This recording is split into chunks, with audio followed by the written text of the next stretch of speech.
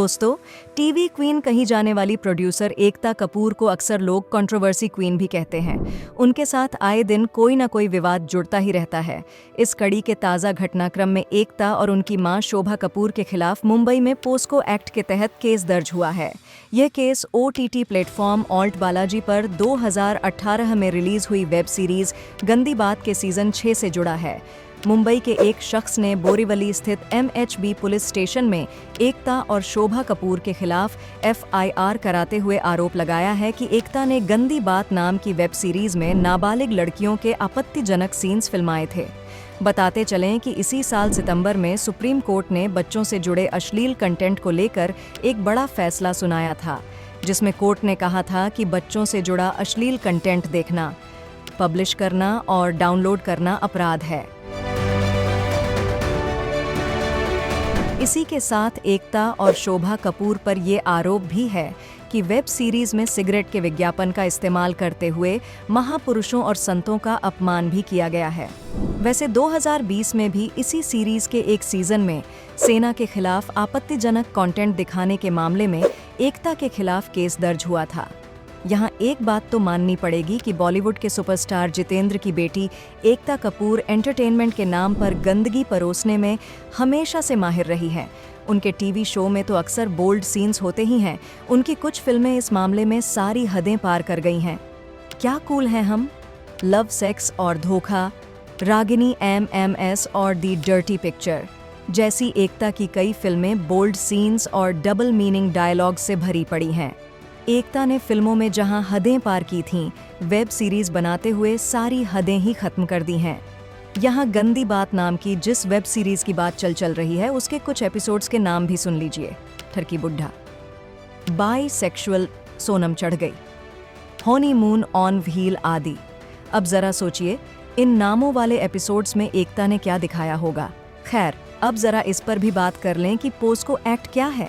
ये एक्ट 18 साल से कम उम्र के बच्चों को यौन अपराधों से बचाने के उद्देश्य से महिला एवं बाल विकास मंत्रालय ने साल 2012 में POCSO एक्ट 2012 नाम से बनाया था। उसी साल 2012 में 16 दिसंबर को दिल्ली में एक बड़ी दर्दनाक घटना घटी।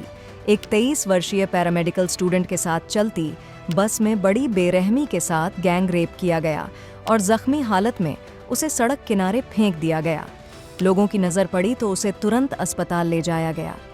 लड़की के इलाज की पूरी कोशिशें हुईं, उसे इलाज के लिए सिंगापुर भी ले जाया गया, लेकिन घटना के 13 दिन बाद 29 दिसंबर को उसने दम तोड़ दिया। पहचान उजागर न करने के उद्देश्य से इस लड़की को निर्भया नाम दिया गया था। खैर, इस घटना से पूरे देश में आक्रोश फैल गया।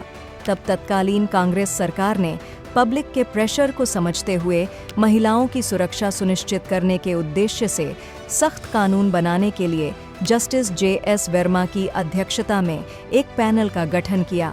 इस पैनल की सिफारिश के आधार पर 2013 में एंटी रेप बिल पास किया गया, जिसे बाद में निर्भया एक्ट 2013 कहा गया। इस एक्ट के जुड़ने से POCSO एक्ट में और ज्यादा सख्त सजा का प्रावधान हो गया। POCSO का मतलब है this protection of children from sexual offences act. इस एक्ट के अंतर्गत बच्चों के खिलाफ यौन अपराधों के लिए मौत की सजा तक का प्रावधान है। 2018 में केंद्रीय कानून मंत्रालय द्वारा ये भी साफ कर दिया गया कि पीड़ित लड़की या लड़के की ओर से घटना के कुछ सालों बाद भी इस बारे में शिकायत दर्ज कराई जाती है तो अपराधी पर कार्रवाई की जाएगी।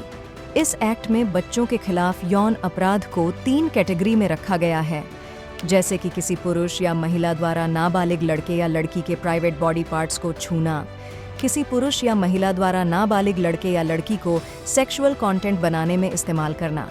और इसी साल दिल्ली हाईकोर्ट ने इसी तरह के एक मामले में फैसला सुनाते हुए ये भी साफ कर दिया है कि नाबालिग लड़के या लड़की के साथ इंटरकोर्स के मामले में भी पुरुष और महिला अपराधी के लिए इस एक्ट की एक जैसी धारा लगाई जाएगी। इसके अलावा POCSO एक्ट के सेक्शन 20(3) के अंतर्गत मीडिया द्वारा किसी भी तरह से पीड़ित लड़की या लड़के की पहचान उजागर करना मना है। POCSO एक्ट कितना सख्त है, इसका अंदाज़ा आप संत कहे जाने वाले आसाराम बापू के केस से भी लगा सकते हैं।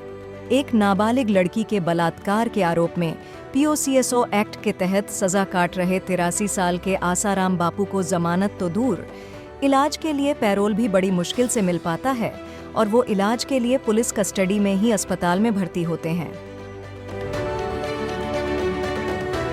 हालांकि आसाराम बापू को सजा दिला पाना आसान काम नहीं था। देश की बड़ी बड़ी हस्तियां उनकी भक्त थीं। समर्थकों की बड़ी तादाद के चलते हर राजनीतिक दल के नेता उनके आगे हाथ जोड़े खड़े रहते थे। अदालत में राम जेठमलानी और सलमान खुर्शीद जैसे दिग्गज वकील उनके बचाव में उतर पड़े थे। लेकिन वो कहते हैं ना, आखिर में जीत सच्चाई की होती है। इन बड़े बड़े वकीलों के सामने सेशन कोर्ट के वकील पीसी सोलंकी चट्टान की तरह खड़े रहे और तमाम अड़चनों और धमकियों के बावजूद पीओसीएसओ एक्ट की बदौलत दोषी को सजा दिलाने में कामयाब रहे। इस पूरे घटनाक्रम पर सिर्फ एक बंदा काफी है नाम से एक फिल्म भी बनाई गई है। अपूर्व सिंह कर्की के डायरेक्शन में बनी इस फिल्म की राइटिंग टीम में खुद एडवोकेट पीसी सोलंकी भी शामिल हैं। जबकि फिल्म में एडवोकेट पीसी सोलंकी का रोल एक्टर मनोज बाजपेयी ने निभाया है।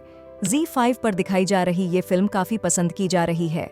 बहरहाल, हम बात कर रहे थे एकता कपूर और शोभा कपूर के खिलाफ पीओसीएसओ एक्ट के तहत शिकायत दर्ज होने की। तो यहाँ पर ये कहते चलें कि भले ही पीओसीएसओ कानून कितना भी सख्त हो, सजा तो तभी होगी ना जब आरोप साबित हो जाएगा। और इस मामले में एकता पर आरोप साबित हो पाना इतना आसान भी नहीं है। वीडियो पसंद आया हो तो हमें लाइक, सब्सक्राइब और शेयर जरूर करें।